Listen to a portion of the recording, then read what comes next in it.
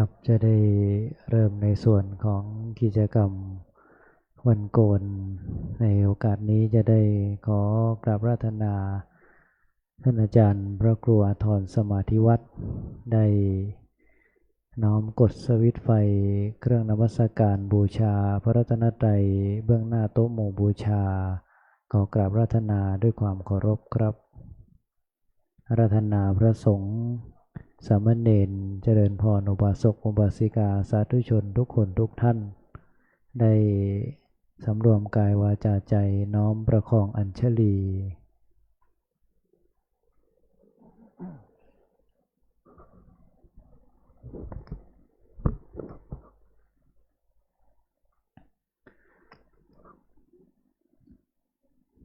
กับเจริญพรเรียนเชิญ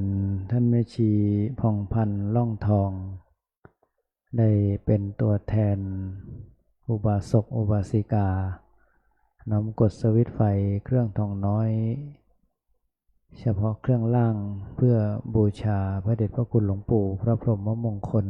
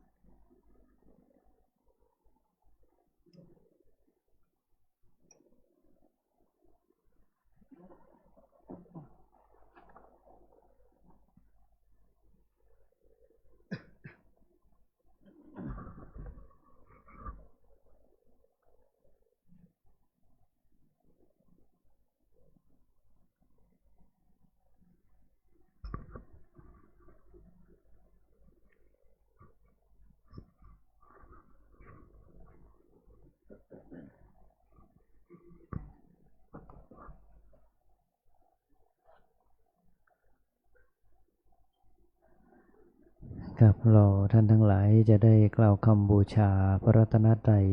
โดยความพร้อมเพรียงกันนะครับหิมินาสการเรนะตังพุทธังอภิปูชยามะอิมินาสการเรนะตังธัมมังอภิปูชยามะอิมินาสการเรนะตังสังฆังอภิปูชยามะอะระหังสัมมาสัมพุทโธภควาพุทธังภควันตังอภิวาเทมิสวากขาโตภควตาธัมโมธัมมังนัมมัสสามิสุปฏิปันโนภควโตสาวกสังโฆสังฆังนัมมามิหันธรรมยังพุทธัสสะภควโตปุพพภาคณมการังกโรมเสนะโมตัสสะภะคะวะโตอะระหะโตสัมมาสัมพุทธัสสะนะโมตัสสะภะคะวะโตอะระหะโตสัมมาสัมพุทธัสสะนะโมตัสสะภะคะวะโตอะระหะโตสัมมาสัมพุทธัสสะหันธรรมยังพุทธานุสตินยังกโรมเสอิติปิโสภะคะวะอะระหังสัมมาสัมพุทโธเวชาจารณะสัมปันโนสุขโตโลกวิทูอนุตตโรปุริสธรรมสารถิสัทธาเทวมนุษย์สานังพุทโธภควาติกายเยนวาจายวเจตสาวา พุทเทกุกัมมังปะกตังมยายังพุทโธปฏิคันหาตัวจยันตังกาลันตะเรสังวริตุงวะพุทเทหันธรรมยังธรรมานุสตินยังกโรมาเสสวาคาโตภะคะวะตาธัมโมสันเดติโกอากาลิโกเอหิปัสสิโกโอปนัยยิโกปัจจตังเวทิตัมโพวินโยหิติกายเยนวาจายวเจตสาวาธัมเมกุกัมมังปะกตังมยายังธัมโมปฏิคันหาตัวจยันตังกาลันตะเรสังวริตุงวะธัมเมหันธรรมยังสังขานุสตินยังกโรมาเสสุปฏิปันโนภะคะวะโตสาวกสังโฆโอชุปฏิปันโนภะคะวะโตสาวกสังโฆญาญาปฏิปันโนภะคะวะโตสาวกสังโฆสามิจิปฏิปันโนภะคะวะโตสาวกสังโฆญาทิทังจตาริปุริสายุคานิอัฏฐปุริสัมปุคลาเอสัมภะคะวะโตสาวกสังโฆอาหุนายโยปาหุนายโยทักขินายโยอัญชลิการณิโยอ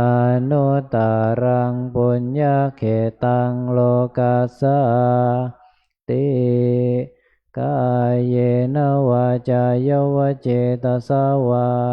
สังเคกุกัมมังปะกตังมยายังสังโฆปฏิคันหาตัวจยันตังกาลันตะเรสังวริตุงวสังเค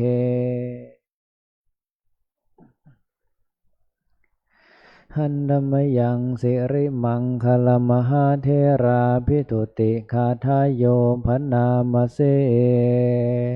สิริธาตามหาเทโรหิริโกสิริมังคะโล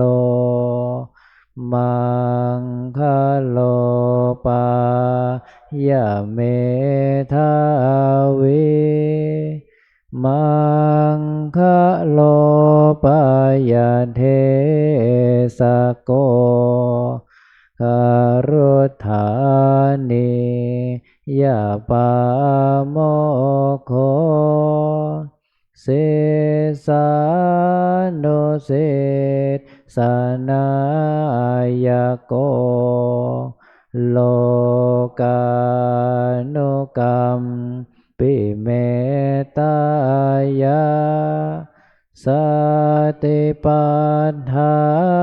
นาทารโกสติมาปะมาโตจาตังนามัสสา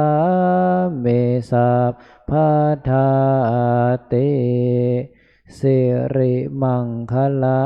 สมณวิสุทธวงศ์โส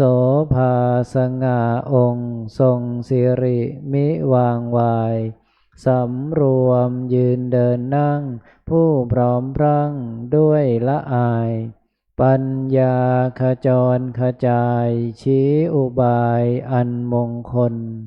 ควรแก่ฐานะครูนำสิทธิรู้ทุกหมู่ชนชาวโลกต่างได้ยนต์สงเคราะห์ชนด้วยเมตตาผู้ทรงสติปัฏฐานตลอดกาลทุกเวลา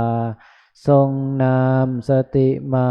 ไม่ประมาทองค์อาจงามข้าขอนมัสการประดิษฐานในทุกยามเถระผู้ทรงนามว่าสิริมังคะโล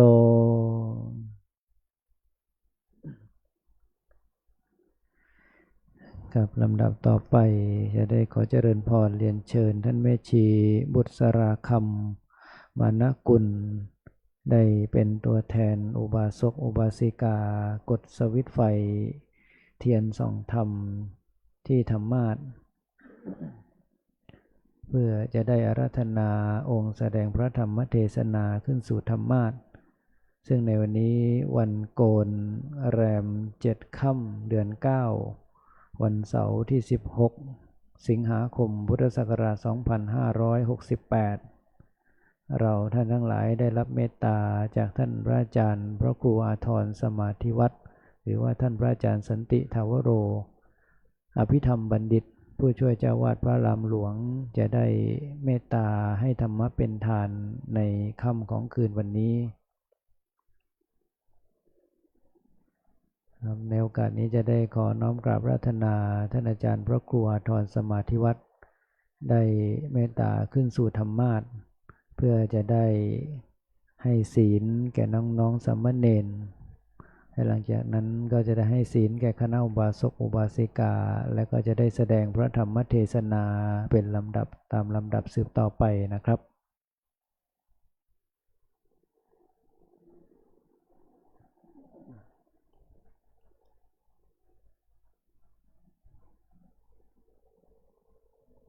ครับนิมนต์คณะสามเณรได้นั่งอย่างเบื้องหน้าธรรมาสน์เพื่อจะได้สมาทานทัสสศีลและจะได้สวดสาธยายสามเณรสิกขาสืบต่อไปนะครับ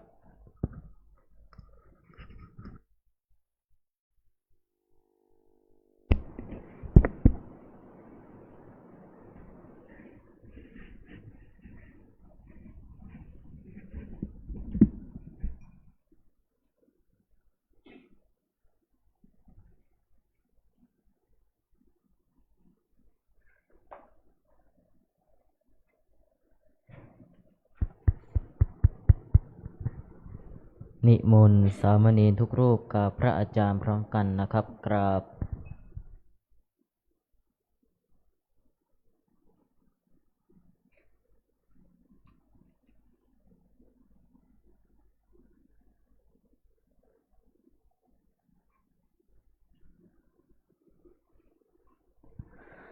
มายังพันเตสรณาสิลังยาจามะทุติยามปิมายังพันเตสรณาสิลังยาจามะตติยามปิมายังพันเตสรณาสิลังยาจามะ นะโมตัสสะภะคะวะโตอะระหะโตสัมมาสัมพุทธัสสะนะโมตัสสะภะคะวะโตอะระหะโตสัมมาสัมพุทธัสสะนะโมตัสสะภะคะวะโตอะระหะโตสัมมาสัมพุทธัสสะนะโมตัสสะภะคะวะโตอะระหะโตสัมมาสัมพุทธัสสะนะโมตัสสะภะคะวะโตอะระหะโตสัมมาสัมพุทธัสสะนะโมตัสสะภะคะวะโตอะระหะโตสัมมาสัมพุทธัสสะจะมหังวะเทมิตังวะเทถาอามาพันเตพุทธังสรณังคัจฉามิพุทธังสรณังคัจฉามิธัมมังสรณังคัจฉามิธัมมังสรณังคัจฉามิสังฆังสรณังคัจฉามิสังฆังสรณังคัจฉามิทุติยัมปิพุทธังสรณังคัจฉา มิ ทุติยามปิพุทธังสรณังคัจฉามิ ทุติยัมปิธัมมังสรณังคัจฉามิ ทุติยามปิธัมมังสรณังคัจฉามิ ทุติยัมปิสังฆังสรณังคัจฉามิ ทุติยามปิสังฆังสรณังคัจฉามิ ตติยัมปิพุทธังสรณังคัจฉามิ ตติยามปิพุทธังสรณังคัจฉามิ ตติยัมปิธัมมังสรณังคัจฉามิ ตติยามปิธัมมังสรณังคัจฉามิ ตติยัมปิสังฆังสรณังคัจฉามิ ตติยามปิสังฆังสรณังคัจฉามิ ติสรณะคัมมนังนิธิตัง อามาพันเต ปานาติปาตาเวรมณี ปานาติปาตาเวรมณี อาทินนาทานาเวรมณี อาทินนาทานาเวรมณี อพรหมจริยาเวรมณี อาพรหมจริยาเวรมณี โมสาวาทาเวรมณี มุสาวาทาเวรมณี สุราเมรยะมชฌปมาทฐานาเวรมณี สุราเมรยามัชฌปมาทฐานาเวรมณี วิกาลโภชนาเวรมณี วิกาลโภชนาเวรมณี นัจจคีตวาทิตาวิสุกทัสนาเวรมณี นาจาคีตาวาทิตาวิสุกัทัสนาเวรมณี มาลาคันทะวิเลปนะธารณะมดนะวิภูสนาธานาเวรมณี มาลาคันทาวิเลปนาธารณามันดานาวิภูสนาธานาเวรมณี อุจจาสยนะมหาสยนาเวรมณี อุจจาสยนามหาสยนาเวรมณี ชาตรูปะและชตปฏิคหนาเวรมณี ชาตารูปราชตาปฏิคหานาเวรมณี อิมานิทัสสสิกขาปทานิสมาธิยามิ อิมานิทัสสะสิกขาปทานิสมาธิยามิอิมานิทัสสะสิกขาปทานิสมาธิยามิอิมานิทัสสะสิกขาปทานิสมาธิยามิกราบ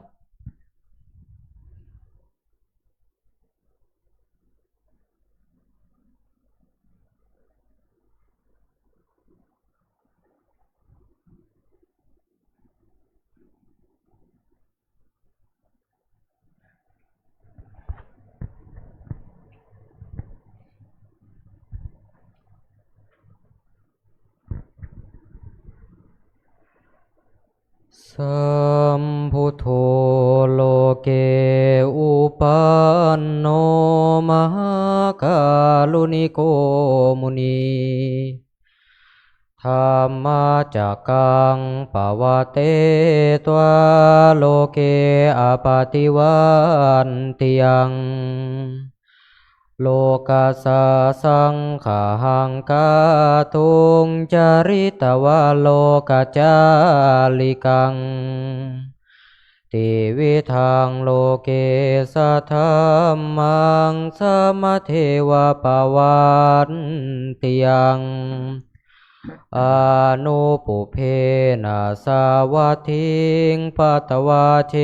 ตวันเอวะสังสามเณรนังนิสายาจิตังคทานุสิงคิตุงอนุญญาสิทัสสะสิกขาสามเณรหิสิ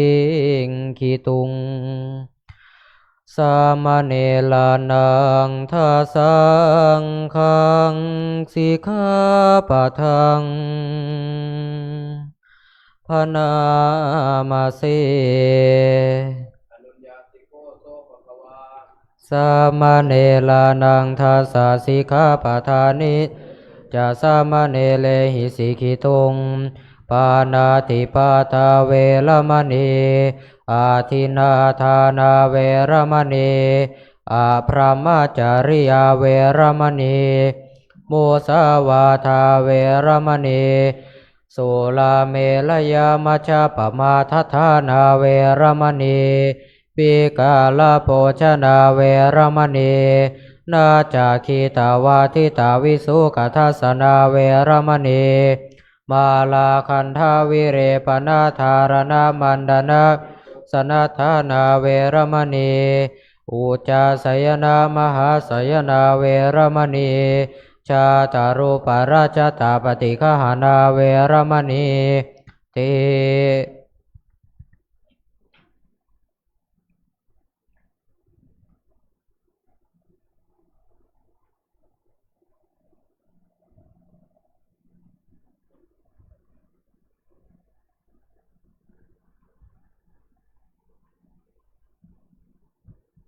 ครับลำดับต่อไปคณะอุบาสกอุบาสิกาจะได้สมาทานศีลก็เจริญพรเรียนเชิญท่านแม่ชีสาวนีได้เป็นตัวแทนน้อมถวายผ่านขอศีลแด่ท่านพระอาจารย์ขอเจริญพรเรียนเชิญครับ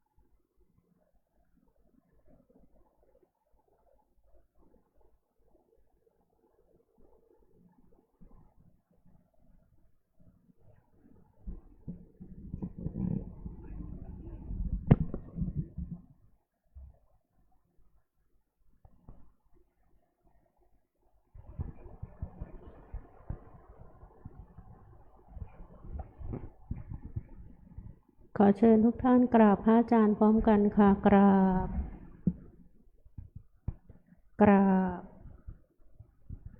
กราบอาราธนาศีลพร้อมกันนะคะมายังพันเตติสารเนนะสหอัฏฐศีลานิยาจามะทุติยัมปิมายังพันเตติสารเนนะสหอัฏฐศีลานิยาจามะตติยัมปิมายังพันเตติสารเนนะสหอัฏฐศีลานิยาจามะนะโมตัสสะภะคะวะโตอะระหะโตสัมมาสัมพุทธัสสะนะโมตัสสะภะคะวะโตอะระหะโตสัมมาสัมพุทธัสสะนะโมตัสสะภะคะวะโตอะระหะโตสัมมาสัมพุทธัสสะนะโมตัสสะภะคะวะโตอะระหะโตสัมมาสัมพุทธัสสะนะโมตัสสะภะคะวะโตอะระหะโตสัมมาสัมพุทธัสสะนะโมตัสสะภะคะวะโตอะระหะโตสัมมาสัมพุทธัสสะพุทธังสรณังคัจฉามิพุทธังสรณังคัจฉามิธัมมังสรณังคัจฉามิธัมมังสรณังคัจฉามิสังฆังสรณังคัจฉามิสังฆังสรณังคัจฉามิทุติยัมปิพุทธังสรณังคัจฉามิ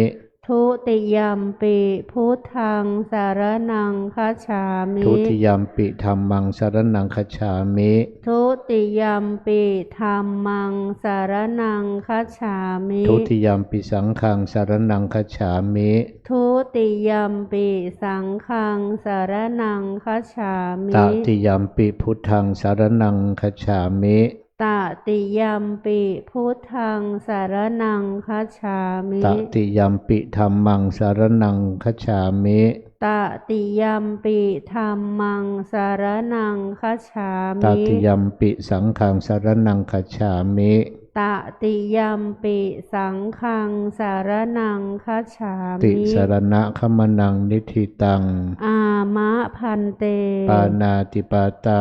เวรมณีสิกขาปะทังสมาธิยามิปานาติปาตาเวรมณี สิกขาปะทังสมาธิยามิ อทินนาทานาเวรมณีสิกขาปะทังสมาธิยามิ อาทินนาทานาเวระมณีสิกขาปะทังสมาธิยามิ อพรหมจริยาเวรมณีสิกขาปะทังสมาธิยามิ อะพรหมจริยาเวระมณีสิกขาปะทังสมาธิยามิ มุสาวาทาเวรมณีสิกขาปะทังสมาธิยามิ มุสาวาทาเวระมณีสิกขาปะทังสมาธิยามิ สุราเมรยะมัชฌปมาทฐานาเวรมณีสิกขาปะทังสมาธิยามิ สุราเมรยะมัชฌะปมาทฐานาเวระมณีสิกขาปะทังสมาธิยามิ วิกาลโภชนาเวรมณีสิกขาปะทังสมาธิยามิ วิกาลโภชนาเวระมณีสิกขาปะทังสมาธิยามิ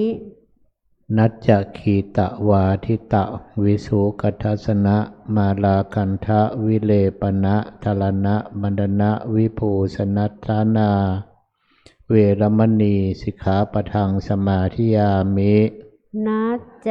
คีตะวาทิตะวิสุกทัสสนะมาลาคันทะวิเลปนะธารณะมันดนะวิภูสนาฐานาเวระมณีสิกขาปะทังสมาธิยามิ อุจจาสยนะมหาสยนาเวรมณีสิกขาปะทังสมาธิยามิ อุจจาสยนะมหาสยนาเวระมณีสิกขาปะทังสมาธิยามิ อิมานิอัฏฐสิกขาปทานิสมาธิยามิ อิมานิอัฏฐสิกขาปทานิสมาธิยามิอิมานิอัฏฐสิกขาปทานิสมาธิยามิอิมานิอัฏฐสิกขาปทานิสมาธิยามิ สีเลนะสุขติงยันติสีเลนะโภคสัมปทาสีเลนะนิพุติงยันติตัสมาสีลังวิโสทะเย สาธุสา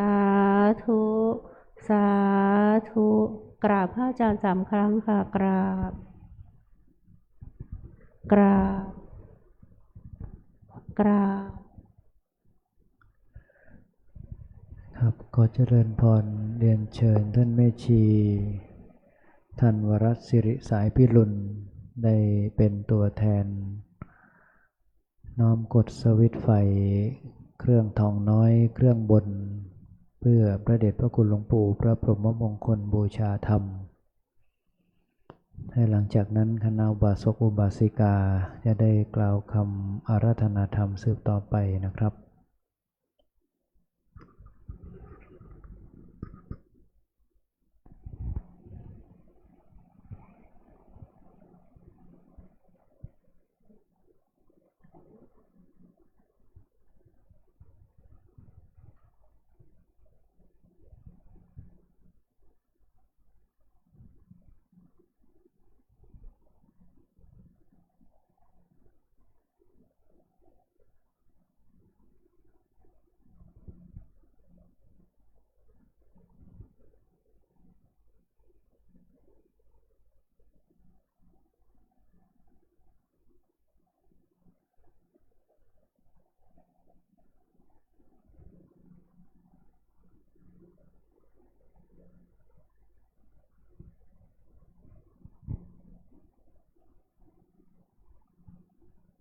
ขอเชิญอาราธนาธรรมพร้อมกันนะคะธรรมาจาโลกาทิปติสหัมปติกาตัญชาลิ ทิวารังอาญาจถาสันติทัสสัตตาอัปปราชักขชาติกาเทเสหิธัมมังอนุกัมปิมังปัจฉังท้าวสหัมบดีพรหมเป็นบรมในพรหมมาทรงฤทธิ์ที่ศักดากว่าบริษัททุกหมู่พรหมน้อมหาญนามัสการประดิษฐานหน้าที่สมควรแล้วจึงบังคมชุลีบาทพระศาสดาขอพรอันประเสริฐวรเลิศมโหฬารปวงสัตว์ในโลกากิเลสน้อยก็ยังมีขอองค์พระจอมปราดสู่ธรรมา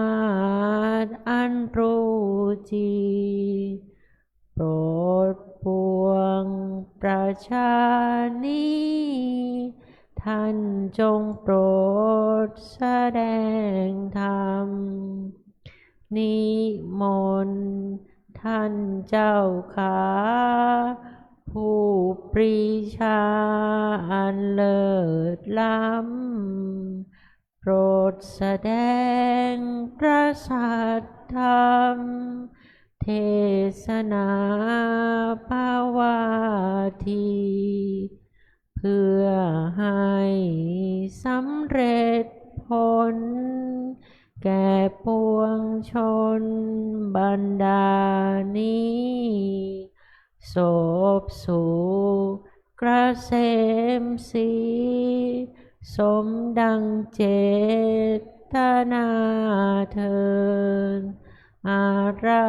ธนังกโรมา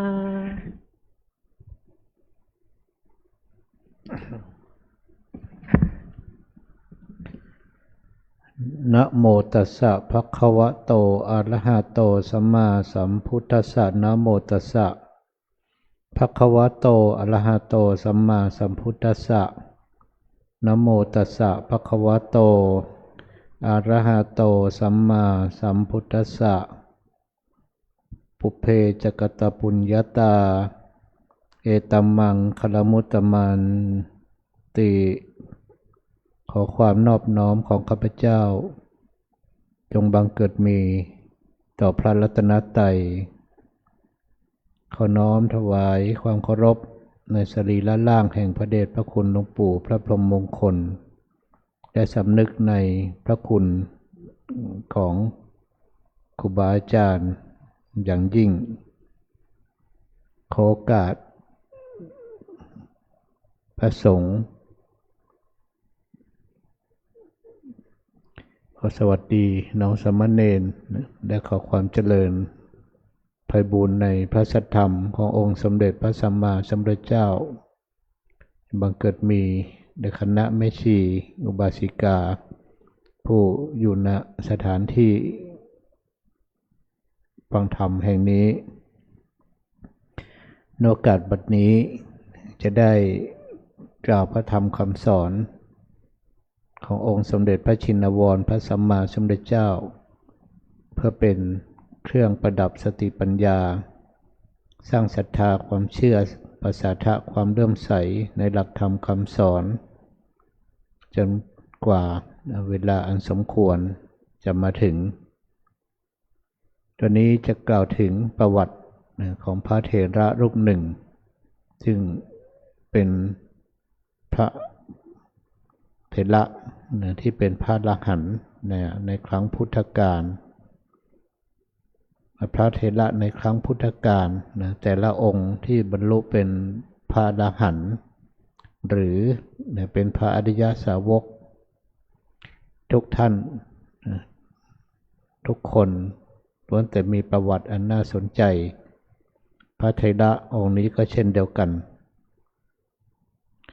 ในสมัยพระพุทธเจ้าองค์ก่อนโน้นที่ชื่อว่าพระกักกุสันทะพระพุทธเจ้าพระเถระท่านนี้ท่านได้สร้างบุญญาธิการไว้ในพระพุทธเจ้าในปางก่อนเพื่อสั่งสมบุญในภพนั้นๆในการแห่งพระผู้มีพระภาคเจ้าทรงพระนามว่ากักกุสันทะท่านบังเกิดในเรือนที่มีตระกูลถึงความเป็นผู้รู้เดียงสาแล้ววันหนึ่งได้เห็นพระศาสดาเสด็จไปเพื่อประทับอยู่พระสำราญในกลางวันไม่ได้ใส่รองเท้าท่านมีจิตเลื่อมใสจึงได้ถวายรองเท้าให้กับพระพุทธเจ้าด้วยบุญกรรมนั้นท่านท่องเที่ยวแต่เฉพาะในเทวโลกและมนุษยโลกเท่านั้นครั้นต่อมาในการแห่งพระผู้มีพระภาคเจ้าซึ่งมีพระนามว่าพระกัสสปะสัมมาสัมพุทธเจ้าเขาก็ได้บังเกิดในตระกูลแห่งหนึ่งได้ออกบวชหลังจากที่พระผู้มีพระภาคเจ้าได้ปรินิพพานไปแล้วในเวลาต่อมาเมื่อพระศาสนาใกล้จะเสื่อมสิ้นลงเขาและภิกษุอีก6 รูปมองเห็นความเสื่อมในการประพฤติของบริษัททั้ง4ก็พากันสังเวชสลดใจได้มีความคิดว่าตราบใดที่พระศาสนายังไม่เสื่อมสิ้นไปพวกเราจงเป็นที่พึ่งให้แก่ตนเองเถิดจึงพากันไปสักการะพระสุวรรณเจดีย์สูง1 โยชน์ที่มหาชนได้ร่วมกันสร้างเมื่อครั้งพระกัสสปะสัมมาสัมพุทธเจ้าปรินิพพานแล้วได้มองเห็นภูเขาสูงชันลูกหนึ่งจึงชวนกันขึ้นไปปฏิบัติธรรมอยู่บนภูเขาลูกนั้นโดยมีความตั้งใจว่าถ้าไม่สำเร็จมรรคผลอย่างใดอย่างหนึ่งก็จะยอมสิ้นชีวิตอยู่บนนั้นแล้วจึงตัดไม้ไผ่มาทำเป็นบันไดไม้เพื่อปีนป่ายขึ้นไปตามหน้าผาของภูเขานั้นเมื่อทั้งหมดพากันขึ้นไปบนยอดสูงของภูเขาลูกนั้นแล้วก็ผลักบันไดไม้ให้ตกหน้าผาไปเพื่อไม่ให้มีทางกลับลงมาได้แล้วต่างก็บำเพ็ญสมณธรรมอยู่บนนั้นในบรรดาภิกษุทั้ง7 รูปนั้นพระเถระผู้อาวุโสสูงสุดก็ได้บรรลุพระอรหันตะพร้อมด้วยอภิญญา6ในคืนนั้นเองครั้นรุ่งเช้าพระมหาเถระจึงเหาะไปด้วยฤทธิ์เที่ยวบิณฑบาตในอุตรกุลุทวีปเมื่อฉันภัตตาหารเสร็จแล้วก็ได้ไปยังที่อื่นต่อไปครั้นได้อาหารเต็มบาตรแล้วก็ได้นำพัดและสิ่งของทั้งหลายนำมายังพระภิกษุเหล่านั้นที่ยังไม่บรรลุคุณธรรมอันวิเศษแล้วได้กล่าวว่าอาวุโสทั้งหลายบิณฑบาตนี้ผมนำมาจากแคว้นอุตรกุลุท่านทั้งหลายจงฉันภัตตาหารนี้บำเพ็ญสมณธรรมเถิดผมจะอุปถัมภ์พวกท่านอย่างนี้ตลอดไปภิกษุเหล่านั้นได้ฟังแล้วจึงกล่าวว่าพระคุณเจ้าขอรับถ้าคุณเจ้าทำกิจเสร็จแล้วพวกกระผมแม้เพียงสนทนากับพระคุณเจ้าก็เสียเวลาอยู่แล้วบัดนี้ขอพระคุณเจ้าอย่ามาหาพวกกระผมอีกเลยพระมหาเถระนั้นเมื่อไม่สามารถจะให้ภิกษุเหล่านั้นยินยอมได้โดยวิธีใดๆก็หลีกไปดังนั้นบรรดาภิกษุเหล่านั้นรูปหนึ่งโดยล่วงไป2-3 วันก็ได้เป็นพระอนาคามีอภิญญา5ภิกษุนั้นได้ทำเหมือนอย่างเช่นที่พระเถระที่บรรลุพระอรหันต์ทำเหมือนกันครั้นถูกภิกษุที่เหลือที่ยังไม่บรรลุธรรมใดๆห้ามก็กลับไปเช่นเดียวกัน ภิกษุที่เหลือ5 องค์นั้นคันถึงวันที่7จากวันที่ขึ้นไปสู่ภูเขาก็ยังไม่บรรลุคุณวิเศษอะไรๆจึงมรณภาพแล้วไปเกิดในเทวโลกฝ่ายพระเถระผู้เป็นพระขีณาสพก็ปรินิพพานในวันนั้นเองท่านที่เป็นพระอนาคามีได้ไปเกิดเป็นพรหมอยู่ชั้นสุทธาวาสเทพบุตรทั้ง5เสวยที่ประสมบัติในสวรรค์ชั้นกามวจร6 ชั้นกลับไปกลับมาครั้นในพุทธุปการนี้จุติจากอัตภาพนั้นแล้วบังเกิดในโลกมนุษย์ในบรรดาคน5 คนเหล่านั้นคนหนึ่งเป็นโอรสพระเจ้ามัลละนามว่าปุกุสะ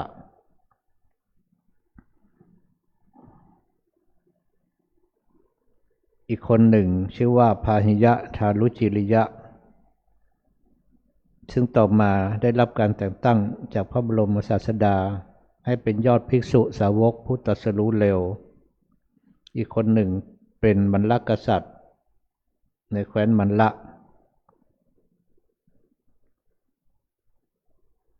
อีกท่านหนึ่งก็คือประวัติก็คือท่านผู้ที่กล่าวถึงคือพระสพพิยะ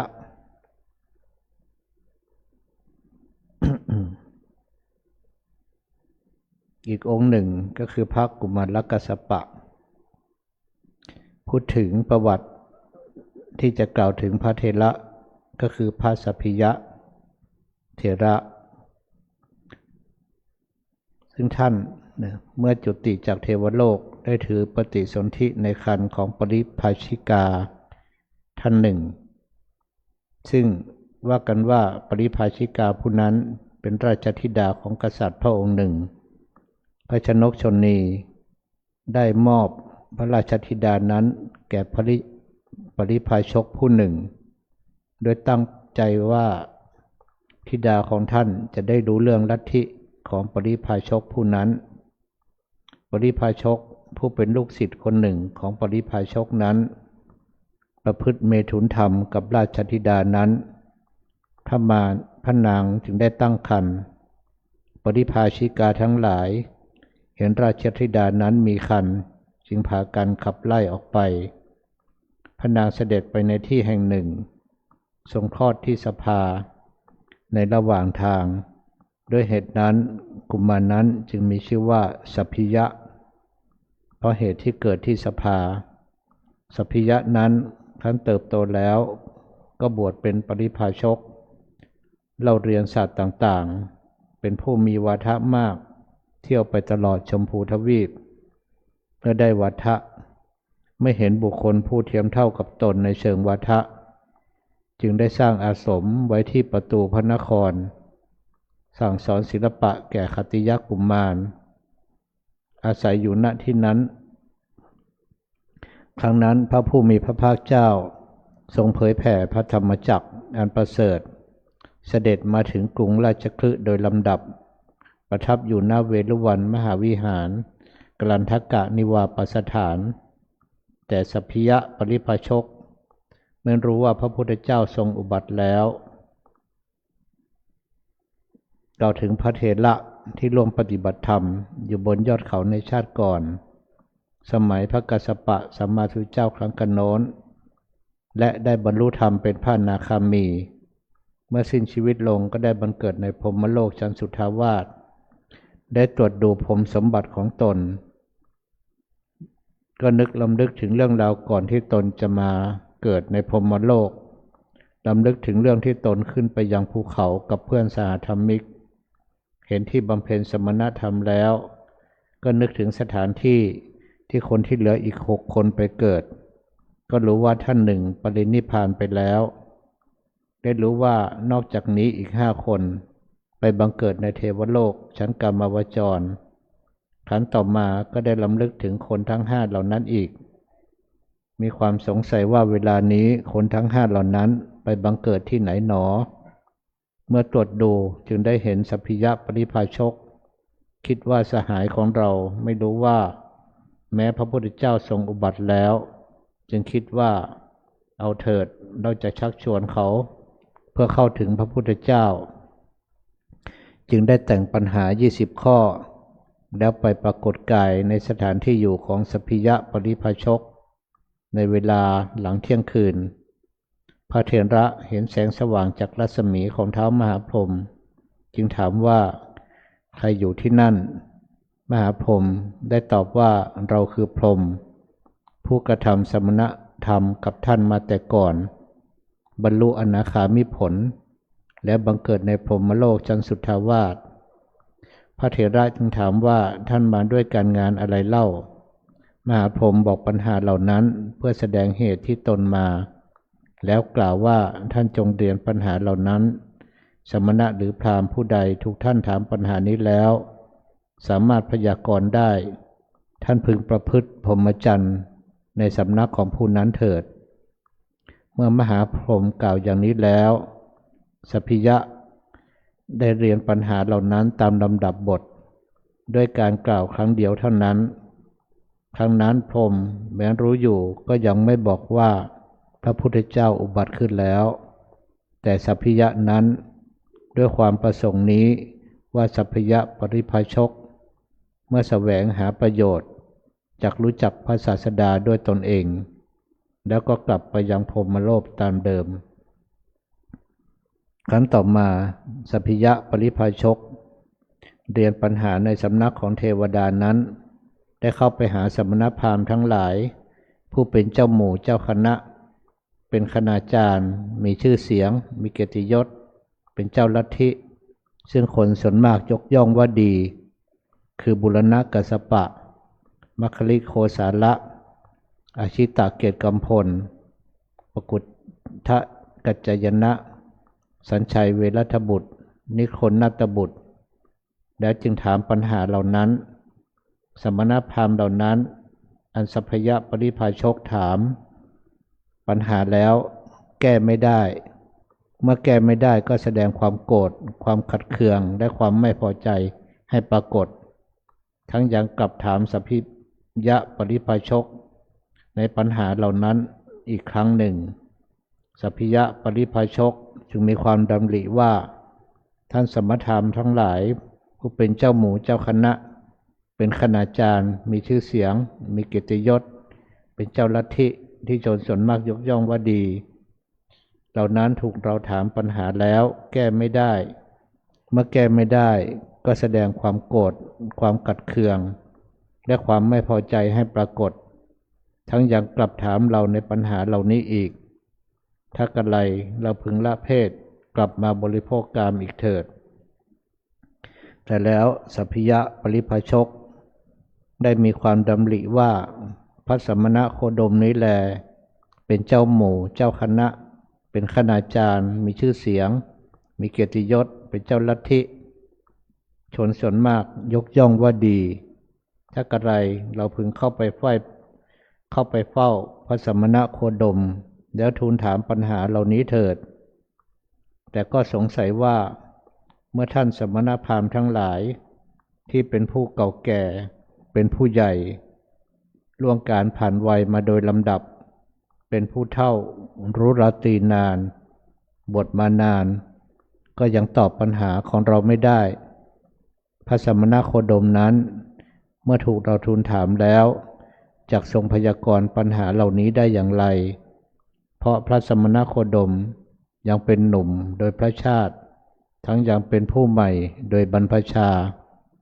จากนั้นสัพพิยะปริภาชกก็คิดต่อไปว่าเราไม่ควรดูหมิ่นดูแคลนพระสมณโคดมว่ายังเป็นหนุ่มถึงหากว่าพระสมณโคดมจะยังเป็นหนุ่มแต่ท่านก็เป็นผู้มีฤทธิ์มากมีอานุภาพมากถ้ากระไรเราพึงเข้าไปเฝ้าพระสมณโคดมแล้วทูลถามปัญหาเหล่านี้เถิดสัพพิยะปริภาชกได้หลีกจาริไปทางพระนครราชคฤห์พร้อมกับศิษย์ผู้หนึ่งชื่อยสทัตตกุลบุตรเมื่อทั้งสองเที่ยวจาริกไปโดยลำดับสิ้นระยะทางถึง77 โยชน์จึงได้เข้าไปเฝ้าพระผู้มีพระภาคยังพระวิหารเวรุวันกลันทกะนิวาปสถาน ใกล้พระนครราชคฤห์ครั้นแล้วปราศัยกับพระผู้มีพระภาคครั้นผ่านการปราศัยพอให้ระลึกถึงกันไปแล้วนั่งณที่ควรส่วนข้างหนึ่งครั้นแล้วได้กราบทูลพระผู้มีพระภาคว่าข้าพระองค์ผู้มีความสงสัยมีความเคลือบแคลงมาหวังจะทูลถามปัญหาพระองค์อันข้าพระองค์ทูลถามปัญหาแล้วขอจงตัดพยากรณ์แก่ข้าพระองค์ตามลำดับปัญหาให้สมควรแก่ธรรมเถิดพระผู้มีพระภาคตรัสว่าดูก่อนสัพพิยะท่านมาแต่ไกลหวังจะถามปัญหาเราอันท่านถามปัญหาแล้วจะกระทำที่สุดแห่งปัญหาเหล่านั้นจะพยากรณ์แต่ท่านตามลำดับปัญหาให้สมควรแก่ธรรมดูก่อนสัพพิยะท่านปรารถนาถามปัญหาข้อใดข้อหนึ่งในใจก็เชิญถามมาเถิดเราจะกระทำที่สุดเฉพาะปัญหานั้นๆแก่ท่านคำตัดที่พระพุทธเจ้าตรัสว่าสัพพิยะท่านมาแต่ไกลในที่นี้พุทธประสงค์ของพระองค์ไม่ได้กล่าวถึงว่าเขาเดินทางมาไกล77 โยชน์แต่ทรงหมายถึงการเกิดเหตุการณ์ในเรื่องราวนี้ตั้งแต่พระกักกุสันทะพระสัมมาสัมพุทธเจ้าเป็นต้นมา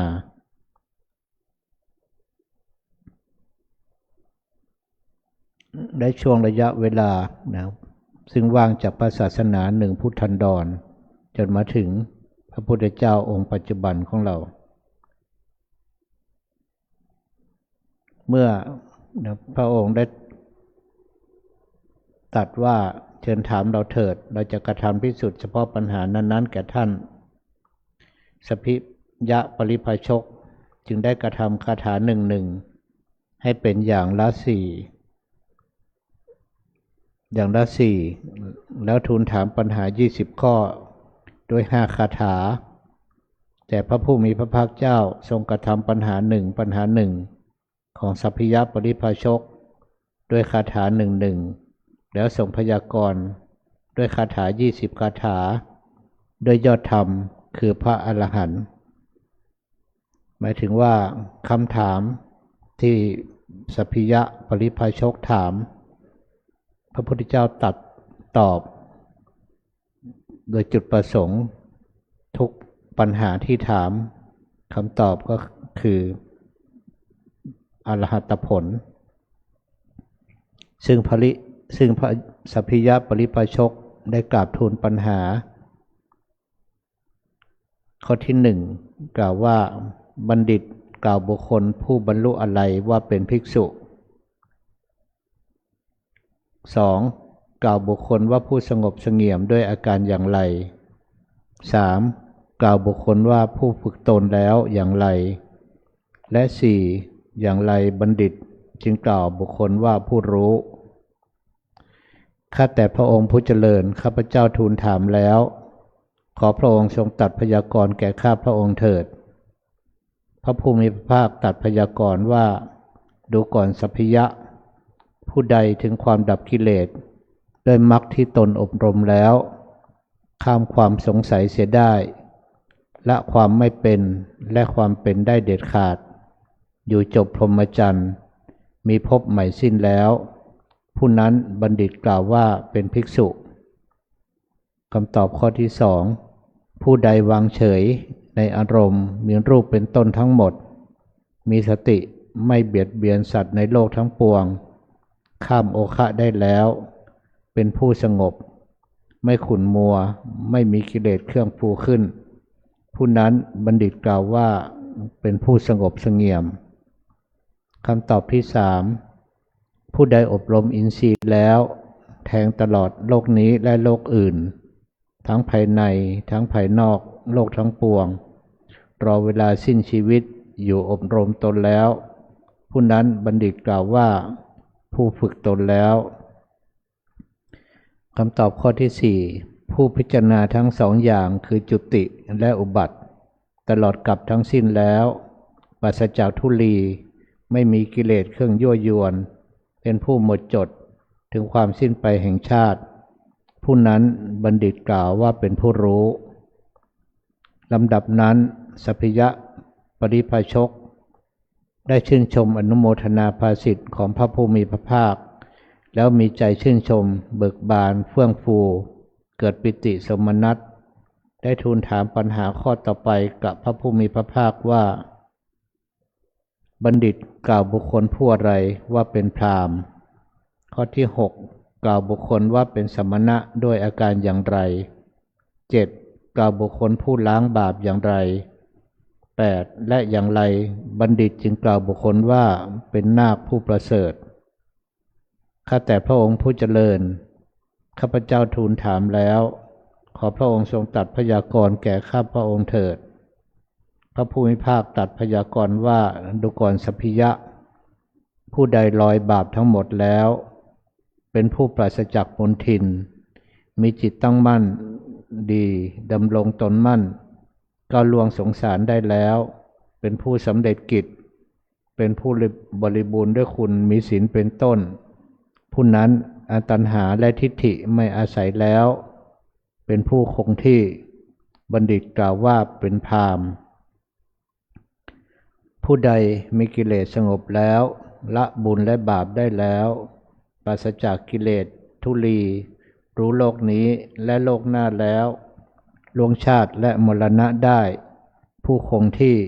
เห็นปานนั้นบัณฑิตกล่าวว่าเป็นสมณะผู้ใดล้างบาป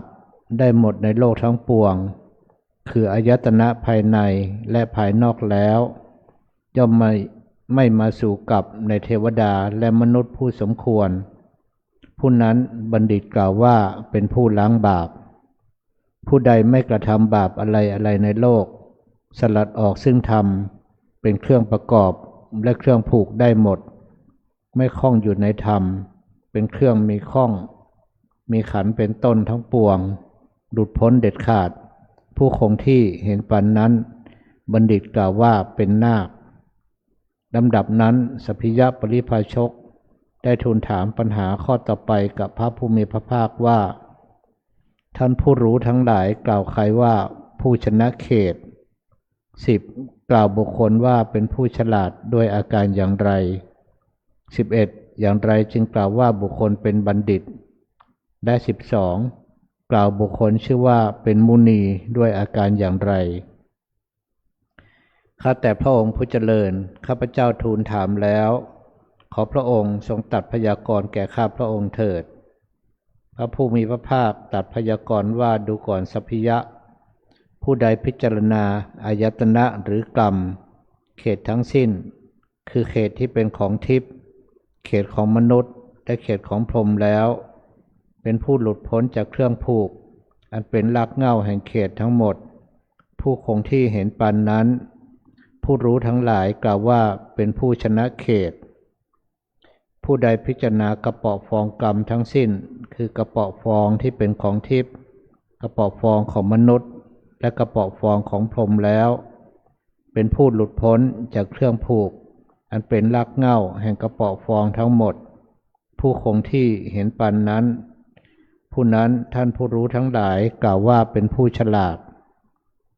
ผู้ใดพิจารณาอายตนะทั้งสองคืออายตนะภายในและภายนอกแล้วเป็นผู้มีปัญญาอันบริสุทธิ์ก้าวล่วงธรรมดำได้ธรรมขาวได้แล้ว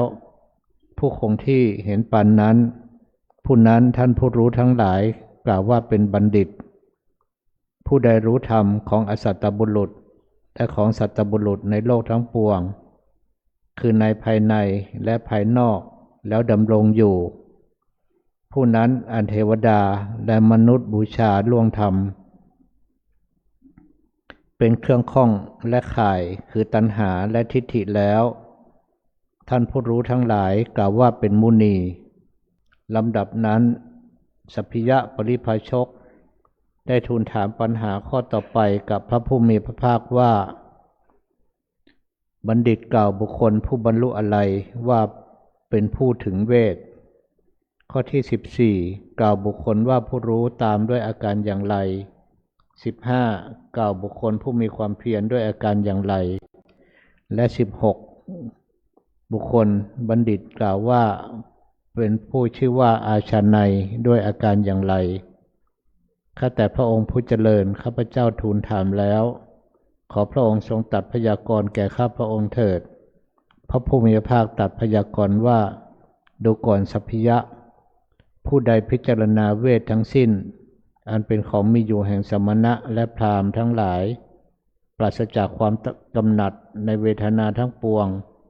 ผู้นั้นล่วงเวททั้งหมดแล้วบัณฑิตกล่าวว่าพูดถึงเวทผู้ใดใคร่ควรทำอันเป็นเครื่องทำให้เนิ่นช้าและนามรูปอันเป็นรากเหง้าแห่งโรคทั้งภายในทั้งภายนอกแล้วเป็นผู้หลุดพ้นจากเครื่องผูกอันเป็นรากเหง้าแห่งโรคทั้งปวงผู้คงที่เห็นปานนั้นผู้นั้นบัณฑิตกล่าวว่าผู้รู้ตามผู้ใดงดเว้นจากบาปทั้งหมดล่วงความทุกข์ในนรกได้แล้วดำรงอยู่ผู้นั้นบัณฑิตกล่าวว่าผู้มีความเพียรผู้นั้นมีความแกล้วกล้ามีความเพียรผู้คงที่เห็นปานนั้นบัณฑิตกล่าวว่าเป็นนักปราชญ์ผู้ใดตัดเครื่องผูกอันเป็นรากเหง้าแห่งธรรมเป็นเครื่องข้องทั้งภายในทั้งภายนอกได้แล้วหลุดพ้นแล้วจากเครื่องผูกอันเป็นรากเหง้าแห่งธรรมเป็นเครื่องข้องทั้งปวงผู้คงที่เห็นปานนั้นผู้นั้นบัณฑิตกล่าวว่าเป็นผู้ชื่อว่าอาชาไนยลำดับนั้นสัพพิยะปริภาชกได้ทูลถามปัญหาข้อต่อไปกับพระผู้มีพระภาคว่าข้าแต่พระองค์ผู้เจริญข้าพเจ้าทูลถามแล้วขอพระองค์ทรงตรัสพยากรณ์แก่ข้าพระองค์เถิดบัณฑิตกล่าวบุคคลผู้บรรลุอะไรว่าผู้ทรงพระสูตรข้อ18กล่าวบุคคลว่าเป็นอริยะด้วยอาการอย่างใด19กล่าวบุคคลว่าผู้มีจรณะด้วยอาการอย่างไรและ20บุคคลบัณฑิตกล่าวว่าเป็นผู้ชื่อว่าปริภาชกด้วยอาการอย่างไร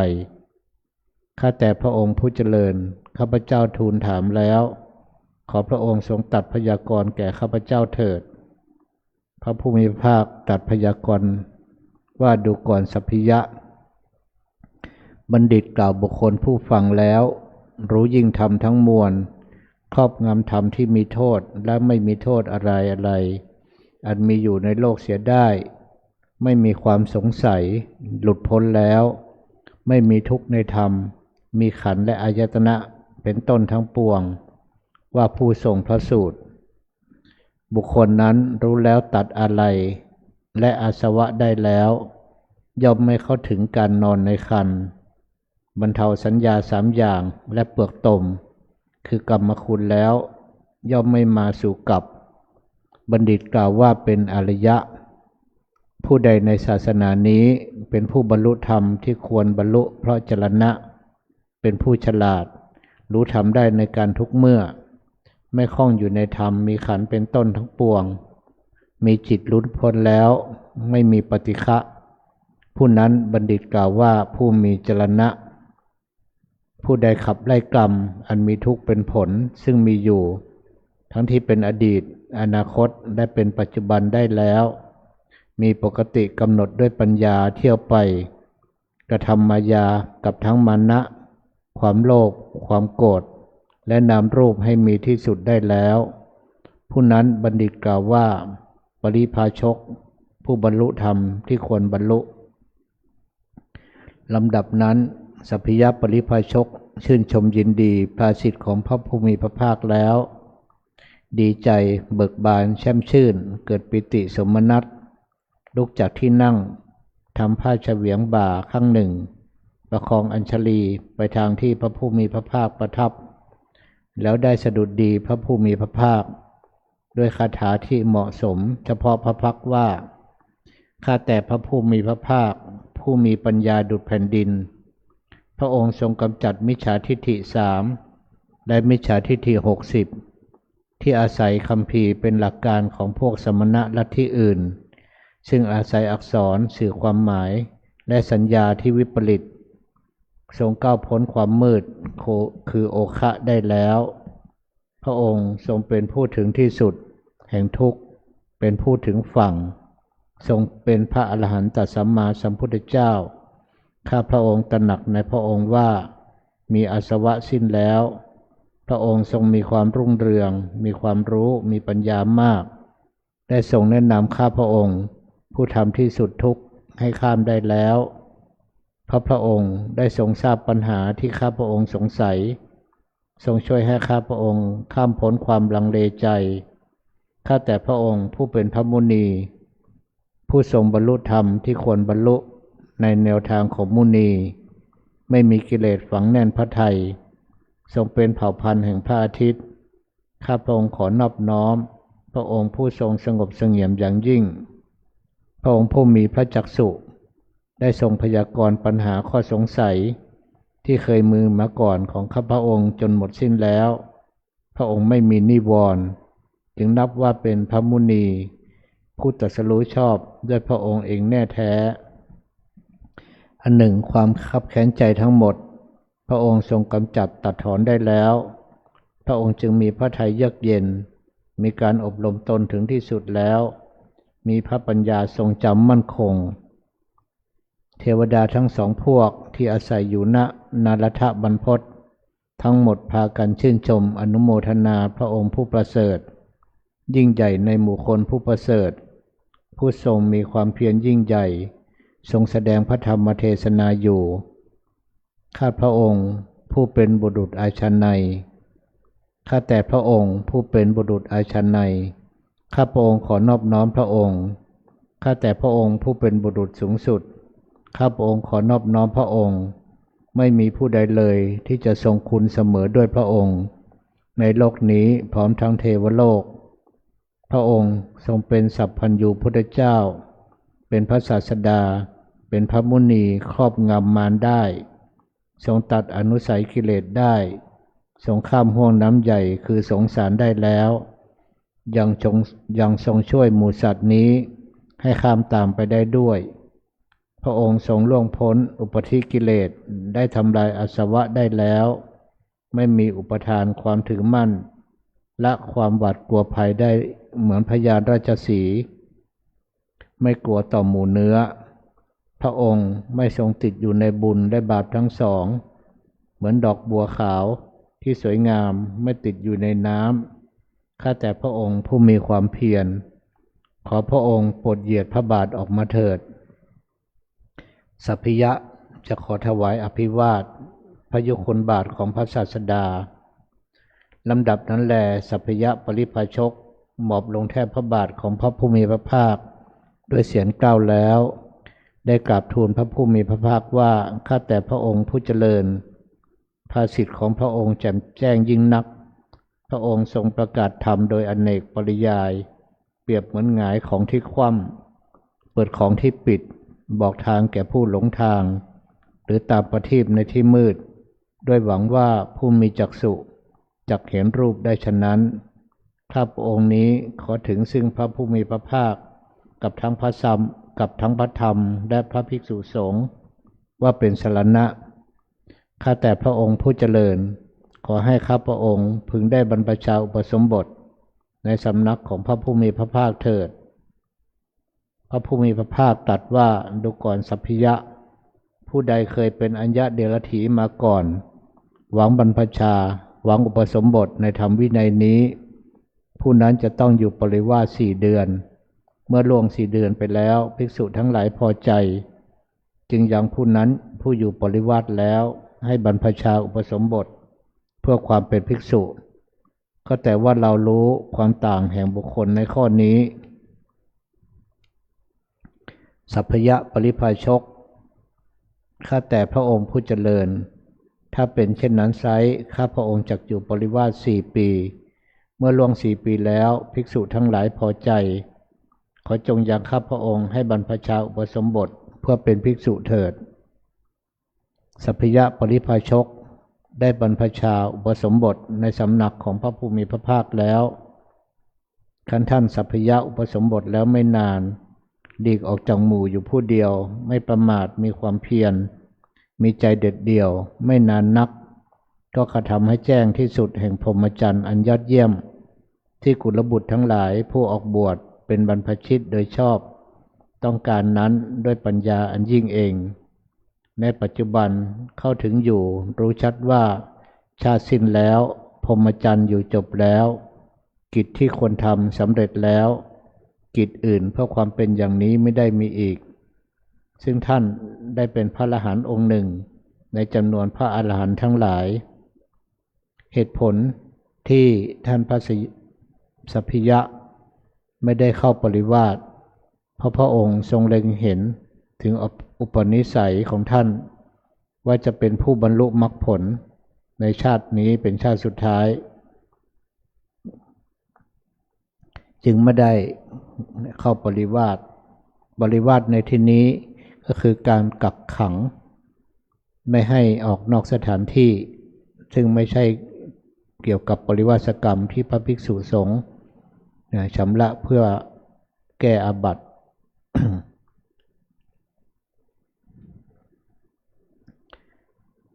อันนี้ก็คือเป็นประวัติของพระเถระองค์หนึ่งซึ่งในอดีตท่านในพระกัสสปะสัมมาสัมพุทธเจ้าพร้อมกับภิกษุอีก6 รูปได้พากันไปปฏิบัติบนยอดภูเขาสูงและว่าท่านเป็นผู้มีอดีตอันกระทำได้มาดีแล้วตั้งแต่ให้ทานภักกกุสันทะและในพระกัสสปะสัมมาสัมพุทธเจ้าก็ยังได้บำเพ็ญสมณธรรมอันเป็นเหตุเป็นอุปนิสัยเป็นเชื้อที่ทำให้ท่านได้มาบรรลุธรรมเป็นพระอรหันต์ในพระโคดมสัมมาสัมพุทธเจ้ายังได้พูดถึงยสัทธัตตกุลบุตรซึ่งติดตามพระสัพพิยะได้เข้าเฝ้าพระผู้มีพระภาคในกรุงราชคฤห์โดยลำดับในขณะที่พระผู้มีพระภาคทรงแก้ปัญหาสัพพิยะปริภาชกถามนั้นยสัทธัตตกุลบุตรก็นั่งฟังแต่การฟังนั้นมุ่งเพ่งโทษพระพุทธเจ้าว่าพระองค์จะกล่าววาทะที่ผิดหรือไม่ลำดับนั้นพระผู้มีพระภาคทรงทราบวาระจิตของเขาเมื่อจะประทานโอวาทในเวลาจบสัพพิยสุตตเทศนาจึงได้ตรัส5 คาถาเหล่านี้ว่าคนมีปัญญาสามมีจิตคิดจะยกโทษฟังคำสอนของท่านผู้ชนะมารย่อมเป็นผู้ไกลจากสัตธรรมเหมือนฟ้ากับดินฉะนั้นคนมีปัญญาสามมีจิตคิดจะยกโทษฟังคำสอนของท่านผู้ชนะมารย่อมเสื่อมจากสัตธรรมเหมือนพระจันทร์ข้างแรมฉะนั้นคนมีปัญญาสามมีจิตคิดจะยกโทษฟังคำสอนของท่านผู้ชนะมารย่อมเหี่ยวแห้งในสัตธรรมเหมือนปลาในน้ำน้อยฉะนั้นคนมีปัญญาสามมีจิตคิดจะยกโทษฟังคำสอนของท่านผู้ชนะมารย่อมไม่งอกงามในสัตธรรมเหมือนพืชเน่าในไร่นาฉะนั้นส่วนผู้ใดมีจิตอันคุ้มครองแล้วฟังคำสอนของท่านผู้ชนะมารผู้นั้นทำอาสวะทั้งปวงให้สิ้นไปทำให้แจ้งซึ่งธรรมอันไม่กำเริบพึงบรรลุความสงบอย่างยอดเยี่ยมเป็นผู้ไม่มีอาสวะย่อมปรินิพพานเมื่อพระศาสดาทรงให้โอวาทอย่างนี้แล้วเขาเกิดความสังเวชได้บวชแล้วได้เจริญวิปัสสนาไม่นานนักก็ได้บรรลุเป็นพระอรหันต์อันนี้จะได้เห็นว่าบุคคลเมื่อได้ฟังพระเทศนาพระพยากรณ์ของพระพุทธเจ้าแล้วด้วยอัธยาศัยด้วยอินทรีย์ที่พระองค์ทรงรู้อัธยาศัยและอินทรีย์ของสัตว์นั้นพระองค์ได้แสดงให้ถูกกับจริตอุปนิสัยเขาเพื่อจะเป็นเหตุให้เขาได้พ้นจากวัฏสงสารในการเวียนว่ายตายเกิดได้ถึงที่สุดจากในพระสูตรประวัติของพระเถระนี้จะทำให้เราได้ย้อนมาคิดถึงว่าในขณะที่เรายังมีโอกาสมีชีวิต นะมีสุขภาพร่างกายนะที่สามารถบำเพ็ญปฏิบัตินะที่เราได้พากันปฏิบัติก็จงรีบเร่งขวนขวายนะกับการเจริญสติปัฏฐานกับการเจริญวิปัสสนาเพื่อให้ได้บรรลุเป้าหมายถึงไม่ได้สำเร็จแต่ก็เป็นโอกาสเป็นเวลาอันใกล้เป็นอุปนิสัยเป็นเชื้อติดตัวเราไปดังเช่นตัวอย่างในเรื่องที่ได้นำมาแสดงนี้เทศนาวสาเนที่สุดแห่งพระธรรมเทศนาในค่ำคืนวันนี้บุญกุศลใดที่พึงบังเกิดจากการแสดงพระธรรมเทศนาและการฟังพระเทศนาพระธรรมเทศนาของท่านทั้งหลายได้เป็นพลวะเดชปัจจัยส่งเสริมสนับสนุนเกื้อกูลให้เราท่านทั้งหลายได้เป็นผู้ที่มีสติปัญญาญาณหมดทุกข์หมดโศกหายโรคหายภัยอันตรายดังใดอย่าได้พ้องผ่านเกี่ยวข้องคิดหวังสิ่งใดที่ชอบประกอบด้วยธรรมก็ขอสมตามมุ่งมา่ปรารถนาให้ถึงที่สุดให้มีสติปัญญาญาณผ่าตนให้พ้นทุกข์พบสุขเกษมสารคือมรรคผลนิพพานด้วยกันทุกท่านทุกคนแสดงพระธรรมเทศนาเห็นสมควรแก่เวลาขอยุติลงเท่านี้เอวังก็มีด้วยประกาศละชะนี้หันธรรมยังสาธุกลังกะโลมาเซสาธุสาธุสาธุอะหังพุทธันจะธัมมัญจะสังฆัญจะสารนังคตาอุปาสิกัตตังเทเสสิงภิกขุสังคัสสะสัมมุขขาเอตังเมสารณะเขมังเอตังสารณะมุตตมังเอตังสารณะมาคัมมะสัพพะทุกขาปะมุญจเรยะถาพลังเจเลยยาหังสัมมาสัมพุทธศาสนังทุกขานิสรณะเสวะภาคีนิสังอนาคเตกายเยนะวาจายวเจตสาวาพุทเทกุกัมมังปะกตังมยายังพุทโธปฏิคันหตุอัจจยันตังกาลันตะเรสังวลิตุงวะพุทเทกายเยนะวาจายวเจตสาวาธัมเมกุกัมมังปะกตังมยายังธัมโมปฏิคันหตุอัจจยันตังกาลันตะเรสังวลิตุงวะธัมเมกายเยนะวาจายวเจตสาวาสังเคกุกัมมังปะกตังมยายังสังโฆปฏิคันหตุอัจจยันตังกาลันตะเรสังวลิตุงวะสังเคครับขอเจริญพรเรียนเชิญท่านแม่ชีภัคนากิตติคุณได้เป็นตัวแทนอุบาสกอุบาสิกาได้น้อมบูชาธรรมแด่ท่านพระอาจารย์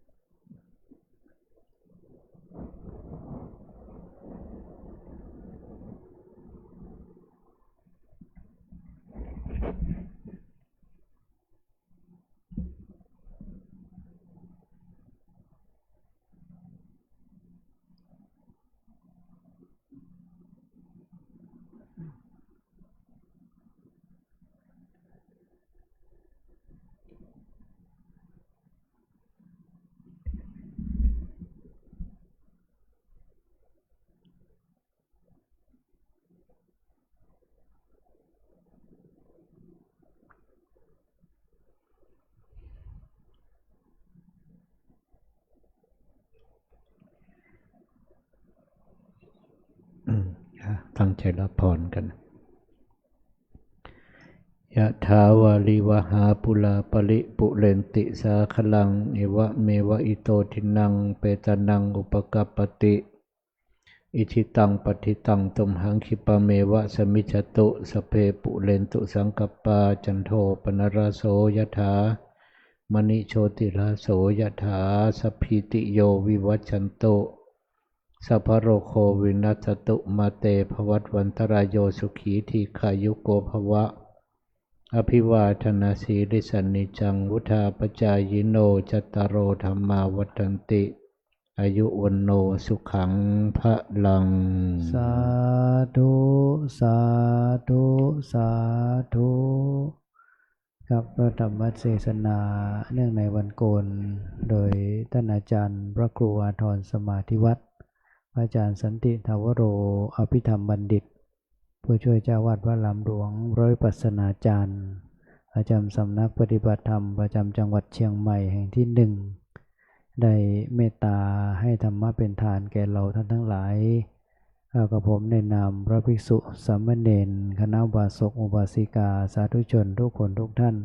ขอกราบอนุโมทนาขอบคุณท่านพระอาจารย์เป็นอย่างสูงที่ได้เมตตาในลำดับต่อไปเราท่านทั้งหลายจะได้ร่วมกันปฏิบัติบูชาเจริญจิตภาวนาเป็นระยะเวลาประมาณ10นาทีร่วมกันนะครับ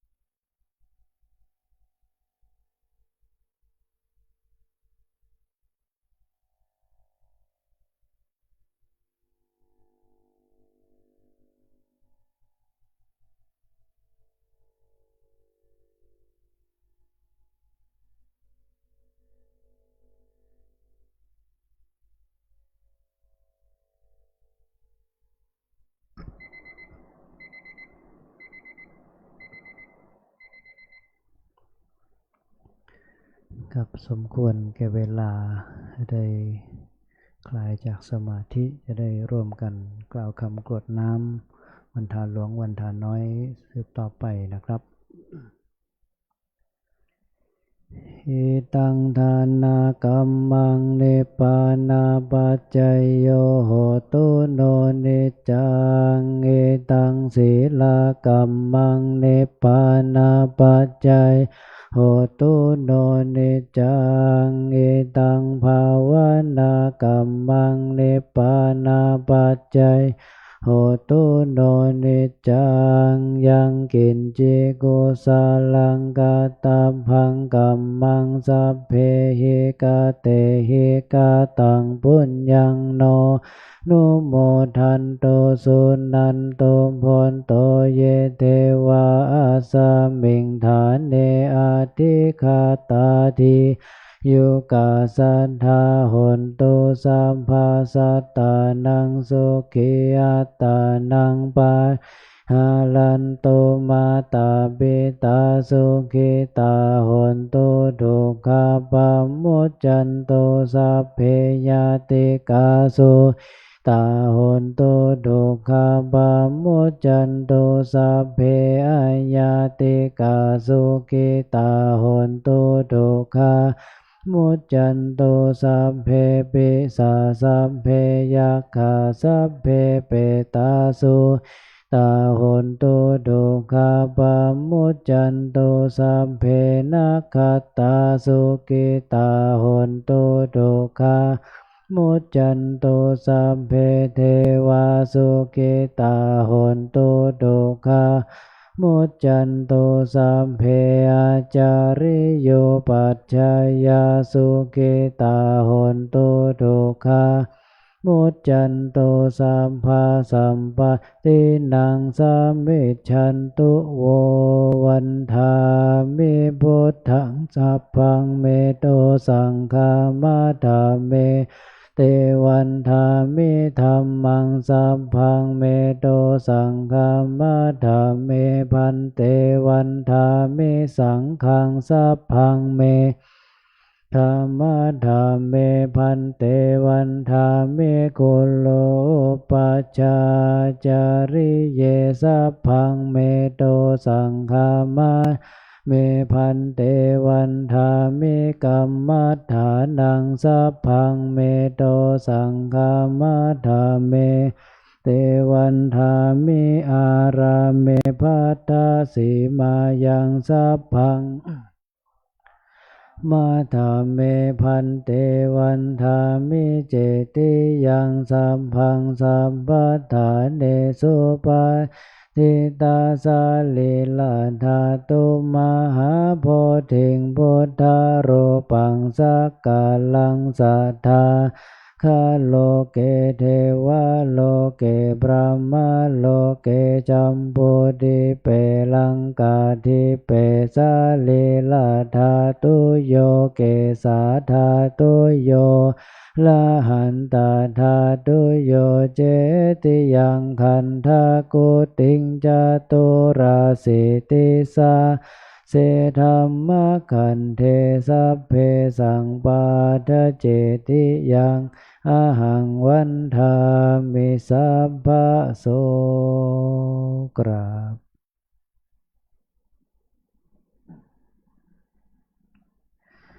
ครับหันหน้าไปทางสรีระสังขารพระเดชพระคุณหลวงปู่น้อมศีรษะลงกล่าวคำวันทานน้อยพร้อมกันนะครับวันทามิพันเตสัพพังอปาราทังคามาธาเมพันเตมยากตังปุญญังสามินาอนุโมทิตาพังสามินากตังปุญญังไมหังทาตพังสาธุสาธุอนุโมทามิกราบ